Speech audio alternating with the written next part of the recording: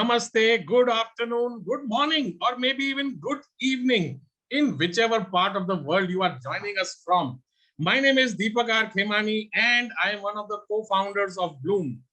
On this first day of the week, first day of the new month and the first day of the new year, I have immense pleasure in welcoming you all to the Sunday Bloom Talk Show, our non-stop 124th episode, 124th episode of the Bloom Talk Show, a talk show which was born during the pandemic, has continued in both online and offline mode, and we are starting the new year with a bang.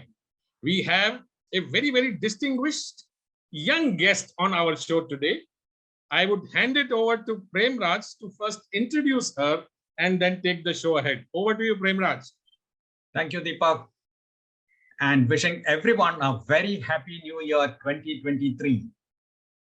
May all your dreams and aspirations be fulfilled in the days to come. Like Deepak said, we have a very inspirational person here. And normally, when I receive a bio, I crunch it to about 150 odd words.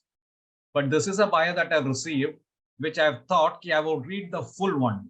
I've just deleted Yashvi one word, only one single word has been deleted, and I'm reading out the entire bio. For 15-year-old Yashvi Lodha, it has always been necessary to take action and to create change. If she sees something that needs to change, when she heard of the outcome of the Pulwama attack, she was heartbroken and wanted to do something to help families of the martyrs. She then organized a 5-day webinar and used the proceeds of the webinar to support the lives of the families of the martyrs. As the lockdown continued and the pandemic did not show any signs of slowing down, she realized there were many problems for the scholars as well. To find solution to that problem, she is now in the process of collaborating with a South African NGO that reuses plastic to create eco-friendly backpacks. By collecting plastic waste, this endeavor strives to be as environmental friendly as possible and heavily focuses on making the earth green again as well. These bags have solar panels attached to them, which enables the children who don't have easy access to electricity to still be able to study in easier conditions. In 2022, she launched a mobile health clinic that caters to 20 villages in Ratnagiri district. After the pandemic in 2020, she realized the importance of modern medicine hold in our everyday lives and how imperative it is to have access to modern healthcare. She started this initiative with the hope to help bridge the ever-present gap between modern medicine and the accessibility to those who live in rural areas. Another feather in her cap, as it takes courage to speak up, to pen down and add to the repository in the canon of literature, as this young budding poet has excellently done. Welcome to the poetic world of Yashvi Lodha, a budding feminist. Poetry for Yashvi is a way of understanding the world around her, with both its strangeness and beauty, all morph into verse and lyrics.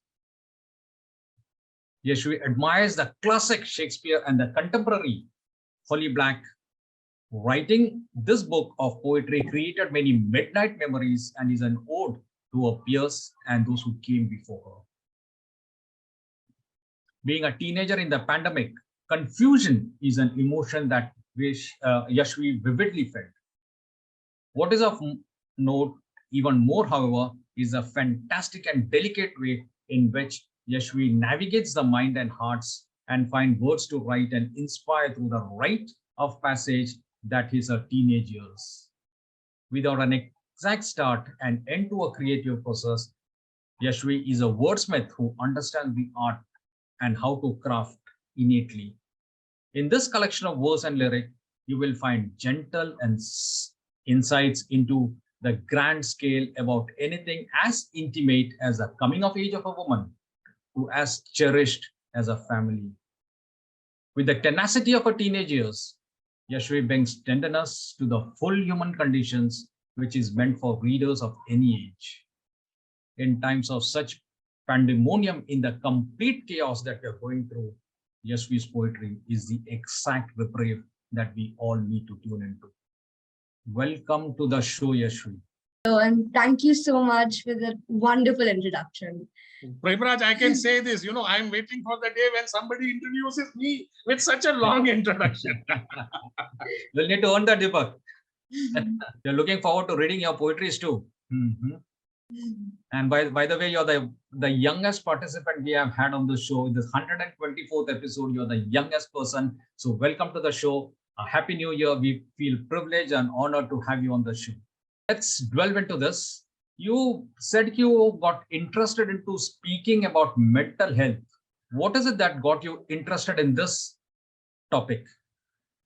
So I think a lot of the times in today's society, we've been taught especially to prioritize our physical health. If we've got a scratch, a cut, if something hurts somewhere, the first reaction is go to a doctor. It's your body, you need to take care of it, your body is your temple, which is so true. But we somehow forget to include our mind into this category of a body. We think our mental health, our thoughts are just thoughts. We don't give it any importance, it's a thought, it will go away. We teach ourselves to push down our emotions, to push down these thoughts that we have because they are just thoughts. And we don't understand the true gravity of this situation. During the pandemic especially, and it's something very morbid to say, but suicide rates were at an all-time high. And so many people came out and spoke about these issues that they were facing. 1 out of every 5 adults in the US faces some sort of mental health issue, and very few of them actually go ahead and get some sort of help for the problems that they're facing. And when I heard of these stories, it really sort of tugged at my heartstrings. Now, during the pandemic, everyone was online, and I made a lot of these online friends as well, teenagers like me, who were talking about the problems that they faced in their homes. And something that was very common amongst everyone was how they didn't understand how we felt. They had a very, very loving family. They had a very loving home. They got good grades. But for some reason, something was stopping them from feeling happy. For some reason, every time they felt happy, they were worried that, how life has highs and lows, the next low, they wouldn't be able to recover from. There was this dread, this feeling, in their head and in their heart that something's going to go wrong, which wasn't normal. And they thought that they were the only ones who had this problem. So, but obviously, because I was talking to so many people, I realized that it's not just one person, it's a multitude of people. And they feel so alone. They feel like they're the only ones who have this problem, and they have no right to have these problems. So they choose not to speak up about it. They choose to keep it bottled up within themselves, and that just makes it so much worse. There's so much stigma attached to mental health that if you have, for example, anxiety or depression, you're weak. You can't deal with your emotions. But that's not what mental health is. Mental health is so much more than just what you feel. It's more than just one single emotion. It is a series of problems in your head where something that you are told to trust, you're told to go with your head, to listen to what your head is saying, it's constantly going against you. If you were to imagine that you were in a class with 15 people, and each of those people had something negative to say about you, and you had to do that every single day, what's your first reaction? To go out of that space, to get out of that area, obviously, because it's not healthy for you. But when it comes to our own head, we choose to push down those thoughts and push down those emotions. And the more I talk to teenagers who felt this way, the more I realize that they aren't alone, but they need to understand that they aren't alone. They need to understand that asking for help, that admitting that I need help is not weak. It is, in fact, one of the strongest things that you can do. So I've always been taught in my house that we all have a voice, and it is extremely important to know how to use it. And that's why I was interested in speaking about this topic, because It's about time. We live in the 21st century. We are now living in the year 2023. We need to understand that our emotions are more than just feelings. They do govern who we are as people. And we need to understand that we need to give equal weightage to these issues rather than push them down. There has been a study conducted by a few people in Harvard where it has been scientifically proven that our mental health does take a toll on our physical health. People in the years of 18 to 25, where they're in their prime physical health, because they're undiagnosed mental health issues that they choose not to give weightage to, they had fainting spells. They got dizzy very often. They had a lower stamina, even if they worked out regularly. For teenagers, they have a lot more acne if they're stressed out. Such simple things that we just brush off. But in reality, it shows just how interconnected our body is, how beautifully connected our mind is to our body, and how it has such real physical repercussions. And I thought that if I truly want to create some change, I need to be the one who speaks up, who talks about these problems. And, if I can help even one person along the way, if I can help them feel seen, if I can help them feel like their problems are valid and they could seek help, it would make me just the happiest person on earth because I made at least a difference to one. That's great. That's great. The passion that you bring into speaking is something very, very commendable. And Can you you quote some examples of mental health issues that teenagers face on a daily basis, and how is it that they can deal with it? Okay, so I think that's something that everyone universally can relate to. It's exam anxiety. Even for the older generations, when you had to give a test, that split second that I think I've forgotten everything. I don't know the syllabus. I'm not going to be able to give the exam. That one single thought, and then we see the paper and we realize, oh wait, I know this stuff. I studied the entire textbook. Of course I know. But for some people, they get over this anxiety really quickly. It's that 1 second that they need. They feel the paper in their hands, they see the questions, and they go, oh, wow, I know all of this. It's not a problem. But for some people, it gets so bad that they mess up reading the question because they are just so anxious that they don't know what's going to happen next. They aren't sure in their material and what they've studied, that their brain at this time is to be their worst enemy. It gives in to that fear, and a simple sentence they will misread. You write a beautiful answer but to a completely different question. And it's because of this anxiety that it creates such a negative cycle for them, because they get bad marks, so they get worried, they get even more stressed out. When they give the next exam, they blank out, their anxiety takes over, they get bad marks again, and the cycle continues. And it's something so harrowing because in today's day and age, we prioritize our marks to the next level. We take it as our future. What we get on that piece of paper is our future. And our teachers, they're always there to support us, to let us know that, these marks aren't everything. You're a good student. It's okay. You just got nervous. Our parents are there. They're supporting us too. But that voice inside of our head is telling us that it's never going to get better. You're going to stay like this. You could become a failure.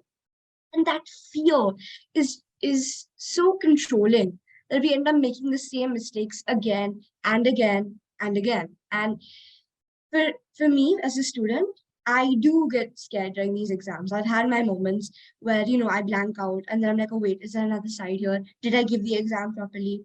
Did I do this right? And for me, what I'm saying now can only be applicable to a few amount of people, because everyone needs different strategies. For mental health, it's not a one size fits all. Everyone needs to find things that work for them. So a few ways to cope with this would be to take a few deep breaths before the exam. It sounds very, very Dagyama type of me to say this. Take a few deep breaths, calm down, everything will be okay. I get that. But it makes a world of a difference, because when you get that paper, you start with a fresh head. And when it comes to the paper, sometimes people get scared by its length, that, oh my God, I have like 20 questions. How will I finish it in this time limit? For that, my advice would be to sort of break it up. Take it one question at a time. And if there are certain things that you feel like you don't know, go for the things that you do know. It's not that you don't know it, it's that you're getting so scared, you're pushing down what you know. Once you start solving the paper, everything will come to you, I promise. Now, another issue that I feel teenagers deal with very often is body dysmorphia.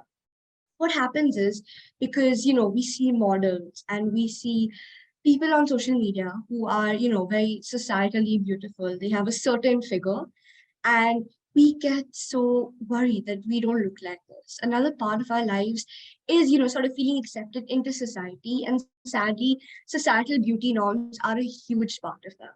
Because of this, because we're constantly surrounded by these pictures that we think are natural but in reality are edited, they are posed.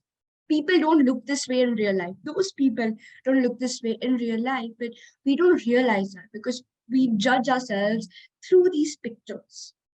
And what happens is, it sadly, it morphs the way we view our own body. It morphs the way we love ourselves, the way we view ourselves, the confidence we feel. And it's heartbreaking, but it's the reality for so many people, where they feel like they aren't good enough because they don't look a certain way. And people resort to such unhealthy lengths to attain this beauty standard that in reality will change in the next 10 to 20 years, because that's how beauty standards are. They aren't permanent, they will constantly change. And teenagers especially, because we're in this age where we aren't children yet, we want to show that we can be adults, but all the adults around us look a certain way which we don't look like, and it's so frustrating because you feel like you don't belong and you want to belong, you really do want to belong. So my advice for these kind of people who have these thoughts, the easiest thing to do is avoid it, because it is a cycle. It has its waves, and there are times when it's unbearable, but times when you also think, okay, you know what, I look beautiful, I look really really nice, and I'm not going to give in to the voices to my head. If you feel like the voice in your head is too loud, that every single time you look at yourself in the mirror, it's just pointing out flaws, just don't. Wear clothes that you are comfortable in. Don't look at yourself in the mirror for a few days. It's not a sign of weakness. It's not that you're giving into something.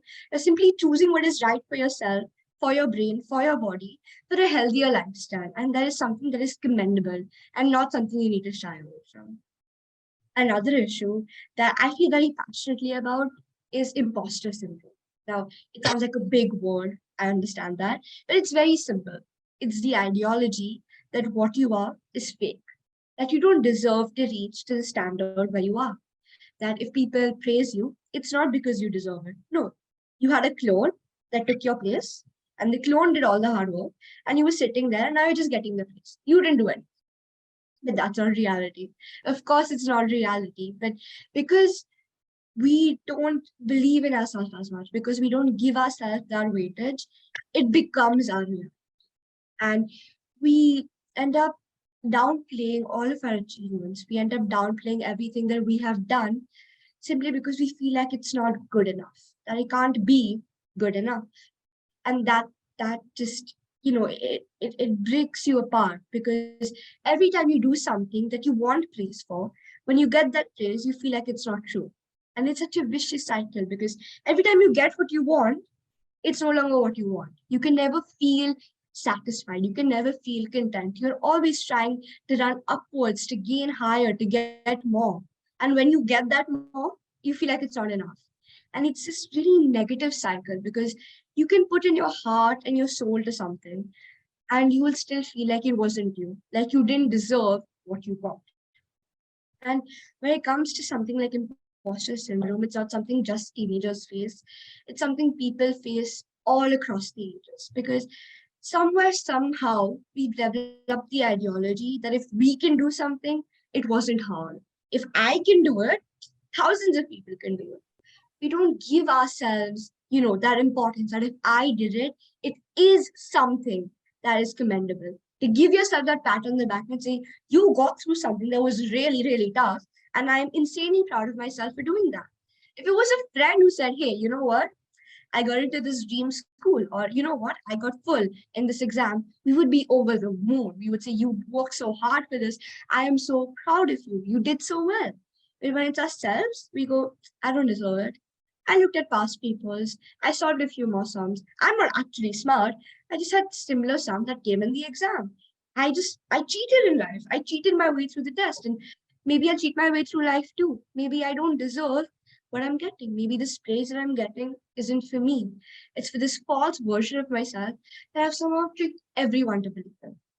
And when it comes to this thought process, there's no way to pull yourself out of it other than to stop it. When it comes to mental health, something that I've spoken about before is how people choose to avoid it until we push it down, which is unhealthy. But sometimes avoiding that voice in your head is also healthy. You need to find that balance. For imposter syndrome, I only have one advice, which is to go out with people you feel loved with, to go out with people who genuinely support you. Because if you have that voice in your head that isn't there for you, if you have those five, six people, or those two, three people around you who make you feel loved and supported, go for it. Surround yourself with those people because it's true. Sometimes your brain isn't your best friend, but you do have those people around you who love you unconditionally, who will be there for you unconditionally. So take their help. They are waiting to be there for you. They are just waiting for you to tell them, that I want to spend some time with you. And it will do wonders for your own health. Another problem that I feel a lot of teenagers struggle with is social anxiety, or just anxiety in general. Now, when it comes to social anxiety, you could be extroverted, introverted, any sort of, you could have any social preference. But what happens is you're convinced that the people around you dislike you. You could have the most deep, heartfelt conversation with someone. You could have discussed, if the world is a real thing, if we're all living in a simulation, psychological tricks, what the future holds, the deepest of conversations.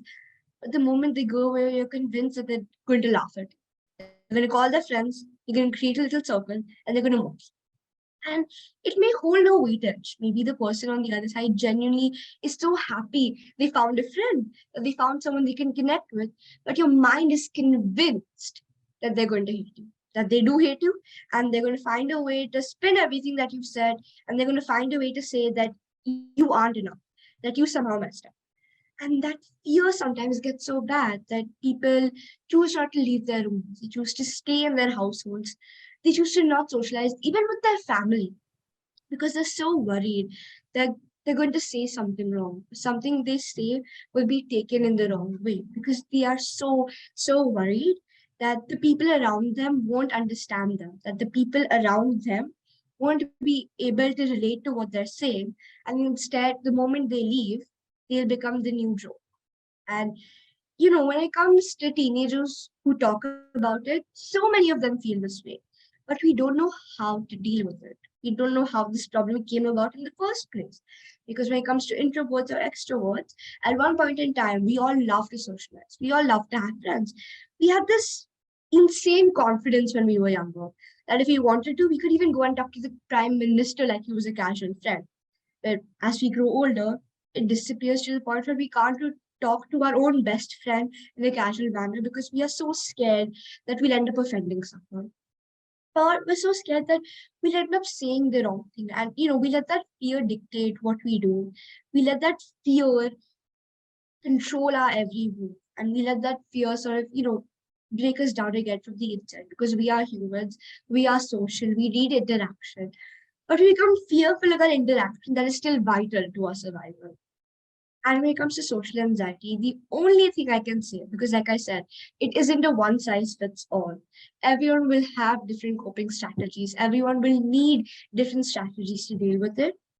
But my suggestion is to simply take a deep breath and to try and make a list separating the reality from your fear. Write down what you think is going to happen. For example, if I'm going to go and sit down with my best friend, I think she's going to take what I'm saying the wrong way. She's going to get really angry with me. She's going to stop talking to me forever. And if we're at a coffee place, she's going to throw something in my face and walk away like a very dramatic Bollywood. What's the reality? She'll probably understand what I'm going through. She'll be there for me. I know her really well. I know she won't get up angrily from me.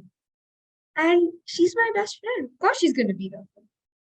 You make this list, you try your best to separate this fantasy, this false reality from reality. And you look at the list, you take a few deep breaths, you try your best in your own head to separate the reality from this, false idea that you've created in your head. And eventually, you could try it 10 times, and maybe 9 times out of 10 it won't work.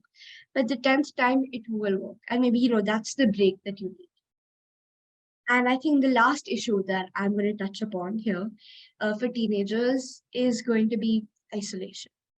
Now, when it comes to isolation, I'm not talking about the isolation that comes from when your peers choose to isolate you, from when you choose to isolate yourself from your peers. Self isolation. Now, for some people, they do it because they feel like no one around them understands. For some people, they do it because they feel like they are this pillar that needs to be perfect. And, if they show the people around them that they aren't perfect, they'll be shunned. Some people do it simply because they're scared of showing who they really are to those around them. And when it comes to isolating, it can be both a boon and a bane. Sometimes all you need is to have a moment with your thoughts, align them, and you're okay. But sometimes you need the exact opposite. Sometimes all you need is to distract yourself from those thoughts, but instead you choose to double down on them, to be alone, to surround yourself with this negative thought process, simply because you feel like if you tell it to someone else, they won't love you enough anymore. Simply because you feel that if you share your struggle with someone else, they'll realize that you're human and they'll stop putting you on this pedestal. And the reality of the matter is, no one is perfect. Everyone has their own issues. Trust me. Someone could seem like they're the happiest person on this earth and they will still have struggles. We are human. We are made to have problems and to find solutions. We aren't made to go through every struggle in life alone. We aren't. It's not possible. We are made to find people in this world who we can, find and connect with, who will help us through all of our pain. We can't hide away from this any longer. We can't hide our problems away from people any longer simply because we feel like it will make us seem vulnerable, it'll make us seem weak. Problems are universal. Everyone faces problems, from your grandparents to your future children. Everyone's going to have problems. And the most important thing you can do is make it normal, is make it a reality for everyone around you that you may count on me for everything in this world. I may be your confidant. I may be the person you choose to come to when you had, a bad result. I may be the person who cheers you up when you have a bad day. And I have bad days too. It's not, something that only you feel. It's something that everybody feels. And this isolating that we do, it's not always beneficial. To whoever who chooses to self-isolate when they feel like they have times of problems, you don't have to go through it alone. By going through it alone, the only thing you're doing is worrying those around you and worrying yourself because you're putting yourself through so much unnecessary struggle. Reaching out for help is not a sign of weakness. Like I said before, it is the ultimate sign of strength because you're admitting that something is wrong. You're admitting that you need help. And that in itself is one of the strongest things anyone can do. That was great. That was great. Just simply mind-boggling and mind-blowing. Thank you for sharing this. And all these young people who are on the show or who will be watching this show can take a lot of tips from what we have said on peer pressure, on how to handle social media influencers and how not to get influenced by them, because most of them are just influencers for the sake of influencing. So thanks for sharing that. I want to touch on one thing that you mentioned about peer pressure and the isolation and peer pressure. How is it that one handle peer pressure, and what is the advice that you have to the parents of these teenagers as to how to help them navigate this minefield? So when it comes to peer pressure, right, the main thing to understand is why we give it. It's not because we're weak. It's not because we don't give in, and this is for parents and peers as well. We don't give in simply because everyone is doing it. We aren't, trying to let go of our morals or our values. What happens is we all have this inherent need to feel like we belong. And when it comes to our peers, we seek a lot of validation. Now it happens, you could say subconsciously, it could also happen consciously. But when you see your peers do something, it will take a lot of strength to simply stand up and say, this doesn't align with me. Because we have this fear of being shunned. If your friends say we're all reading this book and you say, I don't think I like this book. I don't like this genre. Maybe I won't read this book. Not only do you feel left out when they're doing this activity, you also feel left out when they discuss things related to the activity. And you just feel like you're very different, you're very alone. And you don't want to feel alone. Obviously, no one wants to feel alone. So you give in. You are giving it firstly to your peers, you're giving it to your fear of being alone. And I think that is very important to distinguish because I'm sure we've all heard the lines. "अगर तेरा दोस्त कूदेगा तो तू भी कूदेगी." We've all heard this line. But that's not what happens. What actually is happening is you don't want to be the only one left behind. So when it comes to peer pressure, I think that something that is a very rising topic in today's day and age is the whole vaping and smoking and this new sort of unhealthy habit that's spiking in teenagers, the usage of nicotine. And when it comes to something as simple as that, obviously, for me, my first thought is obviously my peers won't do it. We are smart, educated people. We come from very privileged backgrounds. We know what is right and we know what is wrong. But then I realize, not everyone has the ability to say no, but everyone has the ability to say this isn't right, even if it means that uh, they won't be a part of this huge group anymore. Like I said, giving it to peer pressure comes from this inherent need to feel like you belong. You feel like you are a part of something. And sadly, in today's day and age, it also means taking part in unhealthy habits to form unhealthy addictions. But something that I would like to say to teenagers and even parents of these teenagers is simply to find a good support system for a teenager. If the people around you choose to indulge in these activities that don't sit right by you, it could be something as simple as going out to a friend's party and staying there till 1 o'clock in the morning instead of 11. Something so simple. But if it troubles you, find a new support system. And I understand how harrowing that may be. You've been friends with these people for a long time. They know your deepest secrets. And to go and restart the entire friendship with someone new, it is intimidating. It is. I will give you that.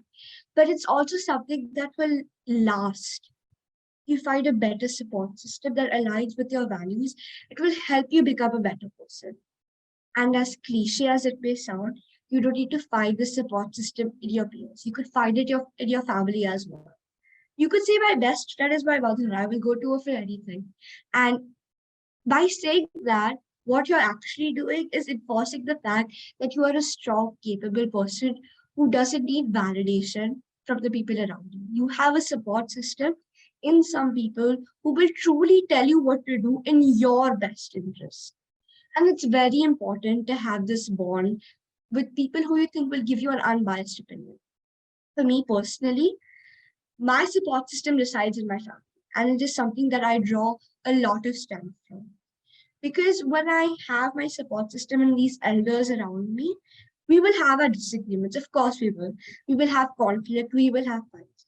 But at the end of the day, we will find a bottom line, we will find a compromise in which truly the only beneficiary there is me. Because they will have no vested interest other than making sure that I am happy, other than making sure that I will find success. So to those who give in to peer pressure very often, to the parents of those who worry that their child gives into peer pressure, form a bond. And very often for parents especially, they think that if I want to be a parent, I need to set rules. Because how else am I going to show my child what is right and what is wrong? What they often forget is that when they were a kid themselves and their parents set rules, their first reaction was to rebel, to say, I know what I'm doing. I know how to do what I want to do. I'm not going to listen to these rules. Because when it comes to rules, we all have this inherent nature to try and break them. It could be the simplest of rules. If you're in a movie theater, don't talk. Very simple, very basic. Something that you would follow normally too. But the moment someone comes and tells you, hey, shh, we're watching a movie, you would make it a point to say at least one sentence.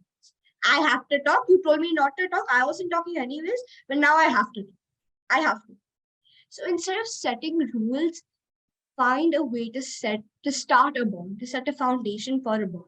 It is never too late to connect with your parents or to connect with your child. And sometimes I feel like we have this mentality when my child is 15, 16 years old now. I can't start a bond with them. I won't be able to relate. Maybe your child doesn't want you to relate. Maybe they just want someone they can talk to. And by starting a bond, by saying hi, something as simple as hi, how was your day? You could, completely change the trajectory of your child's life because they simply understand now that they will have someone who has their back always. Thank you. Thank you for sharing that. And I'm sure a lot of people will draw lessons from this. And I request now Deepak to take over. Deepak, please. Premraj, as I said, start of a new day, a new week, new month, and a new year couldn't have been better. Yashvi, let me tell you this. For a small question which Premraj asked, I was counting, you spoke for 25 minutes at a stretch.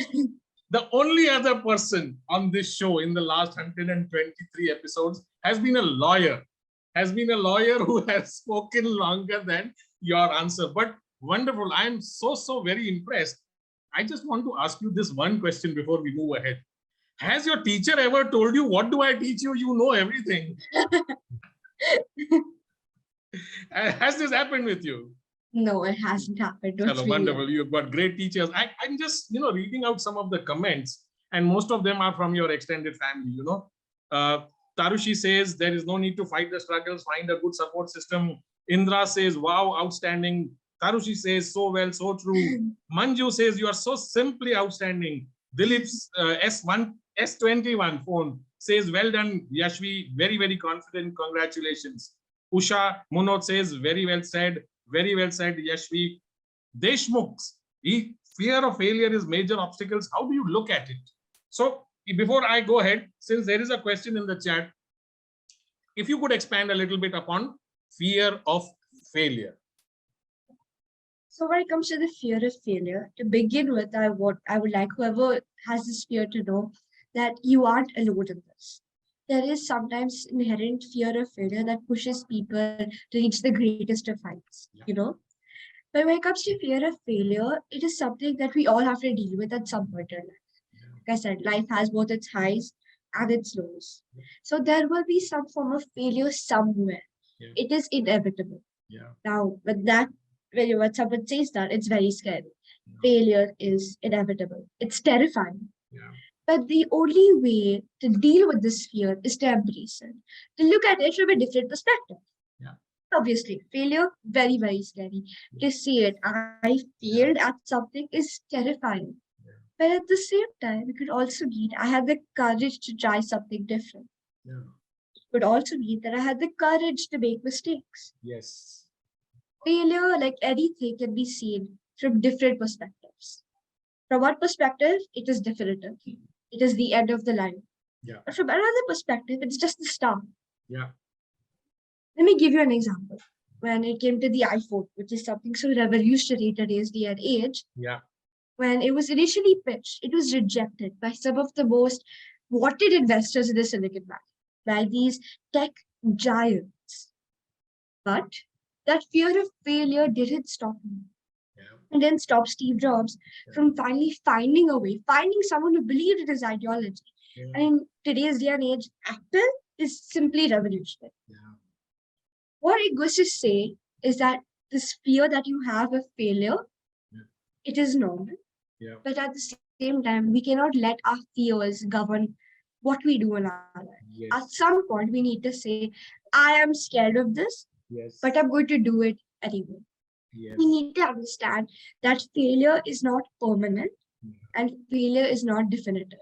Yes. If you want success, you will need to fail.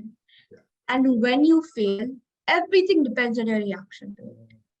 You cannot let yourself get scared to fail, because if you fail 3 times or 4 times or 5 times, Yeah. you will find success in such heights that people who succeed at their first attempt couldn't even imagine. Yeah. Failure is needed for success. Yes. And by remembering that, we can embrace our failures instead of making it a problem. We can find a way to make sure we don't make these mistakes again. Yeah. Wonderful, wonderful. Thank you for sharing. I'm still, in my mind, I'm still trying to reconcile that I'm actually speaking to a 15-year-old girl who's telling me all these things. So I'm actually very, very proud of you and so proud of your parents, If you are able to bring up children who at this age have got this clarity and the conviction, knowing what they are doing is right, all I can say is this country's future is really, really bright. सोने की चिड़िया तो हम वापस बनेंगे ही, कुछ भी हो जाए वहां तो वापस जाना ही है. Now, just to make things a little bit lighter, there has been a lot of inspiration and motivation and question and answer session. A few small poetries from your side, maybe one in English, one in Hindi. Okay, so as I think I was introduced before, so I have published a book. It's called The Teenage Chronicles. Yay. And it is, I would like to say, my crowning jewel, Yeah. because I've always dreamt of being an author. And, Wonderful. having this published, it was really my dream come true. So the poem that I would like to read, it's one of my favorite poems actually. And I would like to read the poem called Family, because I think especially in today's day and age, we need to understand that we don't need to find companions solely in those who are there in our age. We can find comfort in our family and in the people around us as well. Family, a single word that means many things. To some, it could be music. To some, it sings. For me, however, family is pure and kind. And at times, it isn't what you're born into, but what you find. I'm one of the lucky few who has not one but two beautiful support systems in place. Wow. But there's only love and no race. For me, family is the one shred of sanity that keeps me sane in this insanity, that gives me hope in the darkest of days, that helps me face my problems in so many ways. For me, family is one unit that loves to annoy, but at the same time, making those memories is pure joy. To wake up to water thrown and blankets snatched and on the ground, Yeah. to the wanting something in return, so you fake a frown. Yes. For me, family is that cover that removes the bad from life, Yeah. that covers up and gives you joy and takes away the strife, Yes. that shields you from everything bad in the world, that makes you feel like you are the reason that the world still turns. Yeah. The people who are there for you in your darkest times, who hold you and make you listen to hands, Yeah. who force you and tease you and annoy you too. Yeah. At the end of the day, they make you, you. The ones who have known you since your first breath, who are bound to you by love even after death. Yes. Those who love you unconditionally are Yeah. truly your family. A built-in support system filled with people who are there, who have seen you bald or with your head filled with hair. Yes. Your family is a zone of no judgment, Yeah. a zone filled with love, of midnight snacks Yeah. or jokes by the side. Yes. Wonderful, superb. And as they say, family is the acronym for FAMILY. Father and mother, I love you. So clearly family stands for that. There is a request from your Dadi Manju ji, 4 line Hindi mein bhi ho jaye. So we've heard on stage and she's really too good. Let's have a few lines in Hindi from you. Oh my God. Honestly, when it comes from her, obviously I have to say it. And she sets the bar so high because Yes. she speaks so well. And Well, Hindi is her forte. yes. It is her thing. So I will I try. see where you pick up your natural speaking ability, from. Exactly. Yeah. So what I want to say, I would like to dedicate to the audience. Jalebi की तरह आप straight हो, लकर code की तरह आप secret हो, इसीलिए आप सब मेरे फेवरेट हो. वाह, हम सब ग्रेट हैं और हम सबको ये जो चल रहा है बहुत मजा आ रहा है, बहुत अच्छा लग रहा है. मंजू जी कुछ शब्द बोलिए, आप बिजी हैं पर कुछ तो भी बोलिए. बिल्कुल, मैं मंदिर के बाहर ही खड़ी हूँ और इसको सुन रही हूँ. अंदर अभी तक मंदिर में ही नहीं जा पा रही हूँ क्योंकि इतना अच्छा बोल रही है. और मुझे बहुत खुशी है कि वो मेरी ग्रैंड डॉटर है और इसका विजन बहुत क्लियर है. सबसे बड़ी बात है कि वो जो भी सोचती है इसका विजन बहुत क्लियर है। कई बार मैं सोचती हूँ कि इतना क्यों पढ़ती है, इतनी किताबें पढ़ती हैं, लेकिन अब लगता है कि नहीं, किताबें पढ़ने का कितना फायदा होता है और कितना बच्चे जानकार बनते हैं, कितना बच्चे आगे बढ़ते हैं। और आजकल इन लोगों को जितना एक्सपोजर है, हमारे जमाने में हमको नहीं था, लेकिन इनको, हाँ, तो वो इन्हें जो ये एक्सपोजर मिल रहा है, तो इन्हें सही दिशा मिल जाए, सही मार्गदर्शन मिल जाए, तो ये लोग वंडर्स कर सकते हैं दुनिया में। बिल्कुल। हाँ, बस इनको, हमारे जितने भी टीनेजर्स हैं, मैं समझती हूँ कि सभी लोग बहुत इंटेलिजेंट हैं, बस उनका मार्गदर्शन सही होना चाहिए, उनकी सही दिशा होनी चाहिए। और उनके फैमिली मेंबर से मैं ये कहना चाहती हूँ कि जब आपके बच्चे आपके पास कुछ लेकर आते हैं, कुछ बात आपसे करते हैं, आप सबसे पहले उन पे भरोसा रखिए, उन पे विश्वास करिए, उनकी बातों को ध्यान से सुनिए, क्योंकि आपके बच्चे को एक आप पर ही विश्वास है और वो अपने दिल की हर बात आपसे करना चाहता है। उस समय उसको नेग्लेक्ट बिल्कुल मत करिए। दिन का 1 घंटा ऐसा जरूर रखिए जहां आप अपने बच्चों से दिल की बात कर सकते हैं, उनको सुनिए और उन्हें आगे बढ़ाइए। वो बच्चे कहेंगे कि गगन के इन सितारों में सितारा एक मेरा, तिमिर के भाल से ऊंचा एक सहारा मेरा, इसी विश्वास पर मैं आंधियों में नाव खेती हूँ कि मुझे नौका मिली है तो किनारा एक मेरा भी, किनारा एक मेरा भी। तो बच्चों, इसी आशा के साथ आगे बढ़िए कि हवाओं से कह दो कि अपनी औकात में रहें, हम परों से नहीं हौसलों से उड़ा करते हैं, हौसलों से उड़ा करते क्या हैं। बात है। आप अपने दर्शन पे अब जाइए, इतना आप सुना के आपने हमको धन्य कर दिया है।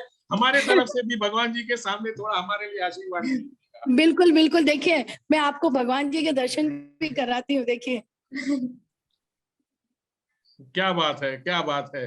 नए साल की शुरुआत इससे अच्छी और क्या हो सकती है। हाँ बिल्कुल बिल्कुल, तो मैं वही बस खड़ी थी बाहर, बस अभी जा रही हूँ, पूजा करने जा रही हूँ। और बहुत बहुत आपका, आपकी पूरी टीम का और पायल जी का बहुत बहुत धन्यवाद कि आपने यशवी को ये स्टेज दिया, प्लेटफॉर्म दिया, और इसी तरह से आप बच्चों को ऐसे इसी तरह से आगे बढ़ाते रहें। बहुत बहुत धन्यवाद। अगली तरफ जब भी ब्लूम का एपिसोड होगा, यशवी पक्का आएगी, जब भी स्टेज पर हम उसको बुलाएंगे, पक्का। बिल्कुल बिल्कुल सर, बिल्कुल। Thank you, thank you Manju ji, thank you. बोलो। Hi Yashvi, you have done Hello. a very good job. Thank Very, you. very congratulations, beta. Thank you. And keep it up. Very proud of you. Nana wants to talk to you. Wonderful. 1 second.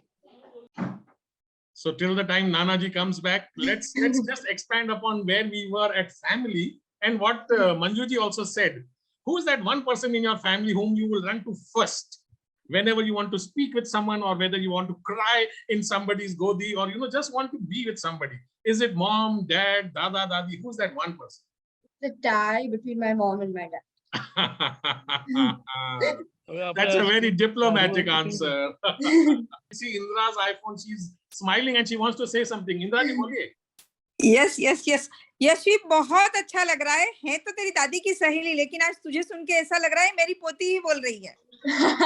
बहुत सुंदर, बहुत सुंदर, बहुत बढ़िया। नाना जी आ गए। नाना जी बोलिए कुछ यशवी के बारे में और यशवी के लिए। Hello, congratulation Yashvi, congratulation, very nice. Thank you. Yashvi, you were amazing. Yes. Thank you. Yeah. So nice to hear you. Yeah.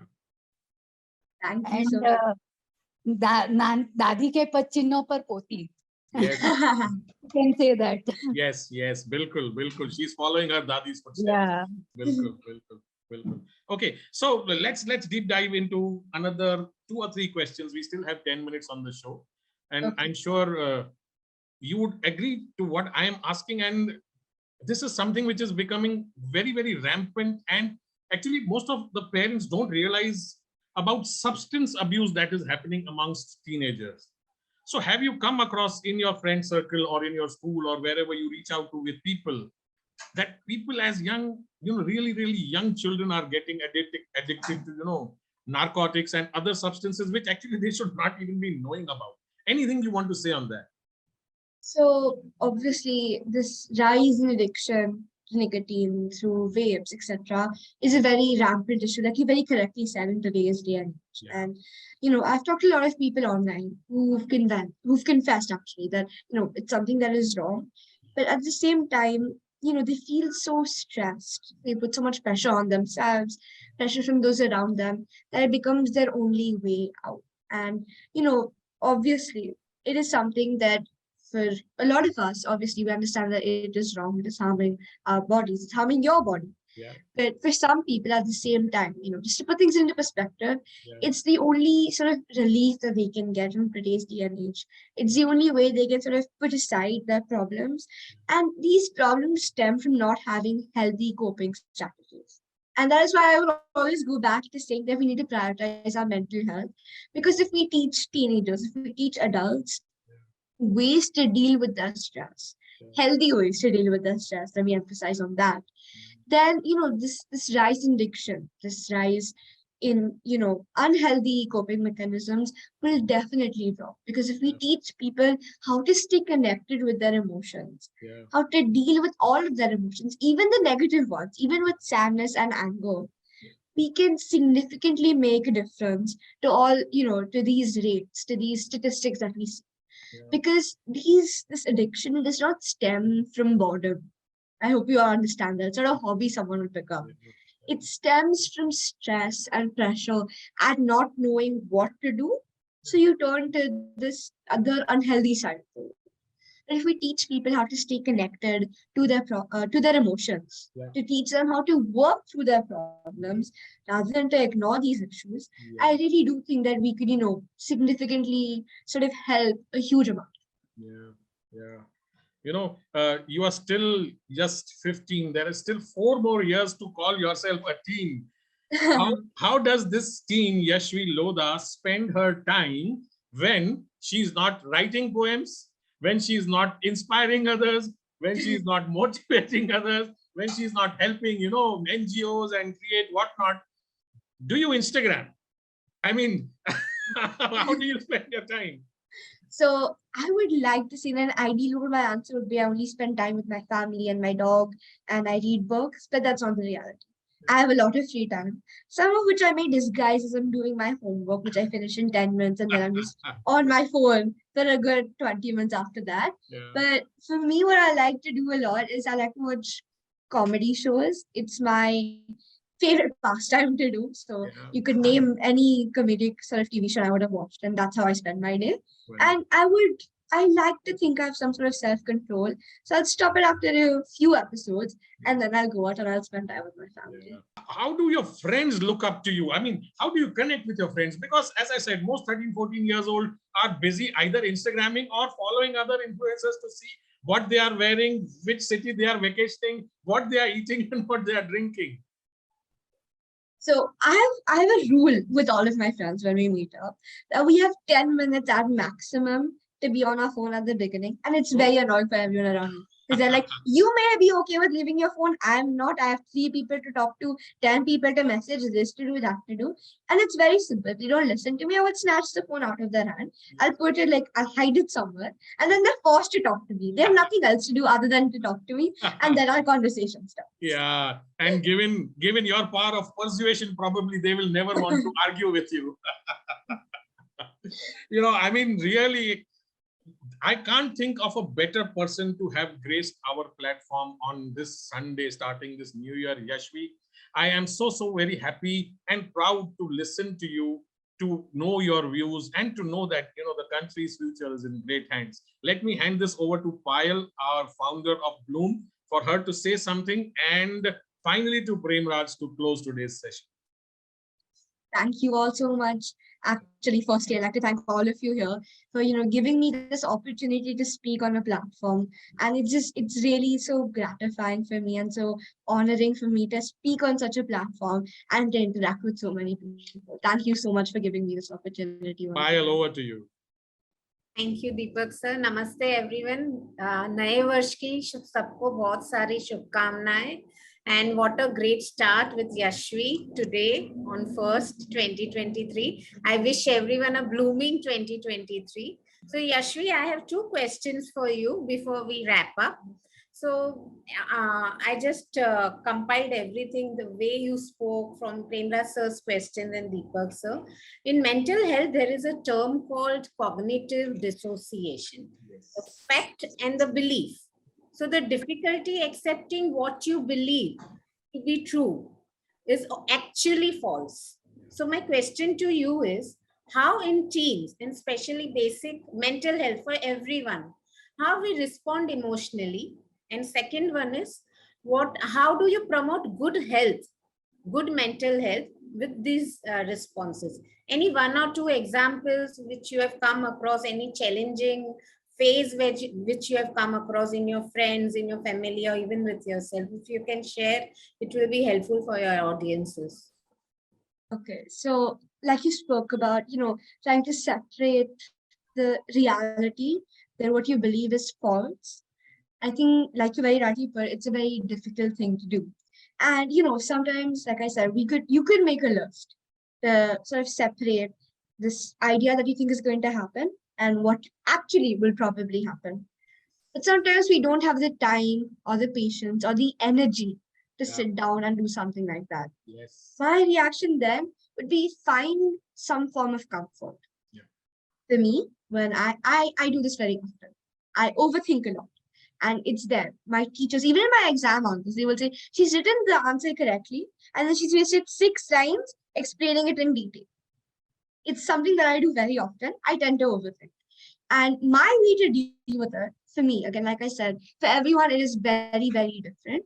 But a universal thing that I could recommend was to try and find comfort. I love to read. Sometimes I will read. But, sometimes I also feel like I end up avoiding everything when I read or when I watch a TV show. I am lucky enough to have a very, very supportive family and to find my support system in them. So sometimes I'll just go randomly and I'll sit in front of my parents. I'll say, okay, you know what? Can we just talk? We can play double. It's a board game that we have at home. We can play double. We can watch some TV together. Just someone be there with me while I'm here right now. Because when I surround myself with these people who care for me, who I genuinely believe in more than I will believe in my own self, in my own words, it sort of helps me calm down. It helps me recenter myself. And then I have the strength and the energy to sort of say, okay, let's look at this problem from a different perspective. So I think my top recommendation would be to sort of separate yourself from the issue, distance yourself for a bit, and then come back at it with a different perspective. Very well said. Thank you so much, Yashvi. And thank you, beautiful audiences, for being here, removing time. Over to you, Deepak sir and Premraj sir. Yes. So before I hand it over to Premraj, a small announcement. If you know anyone in your circle who is a coach, a speaker, a motivator, and a person who can inspire, a person like Yashvi, please connect with us. Yashvi, also within your circle, if you find somebody or if you know somebody who is good, we can provide this platform to them where we can have this question and answer session. So if you know anyone, please refer them to us. Connect with Payal, connect with me. We are all there on social media. And we would love to have your inputs on that. Thank you so much, and over to you. Thank you. Thank you, Yashvi. You come across like a whiff of fresh air. You have a maturity beyond your years. We are privileged and honored to have you on your show. We look forward to more such associations with you. Thank you and have a great year. Thank you very much. Thank you so much. And to all of you again, Happy New Year. And I hope all Happy of New you Year, have... Yashvi, and God bless. I think you have got so many blessings, but again, God bless from our side. Thank you so much.